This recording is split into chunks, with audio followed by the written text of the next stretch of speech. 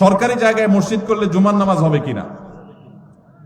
সরকারি জায়গায় যদি মসজিদ করেন জুমার নামাজ হবে কিনা? উত্তর হলো জুমার নামাজ তো হয়ে যাবে, কিন্তু সরকারি জায়গা মসজিদ বানাবার জন্য আপনি অবশ্যই যথাযথ কর্তৃপক্ষের অনুমতি নেবেন, নিয়মতান্ত্রিক ভাবে মসজিদ করবেন।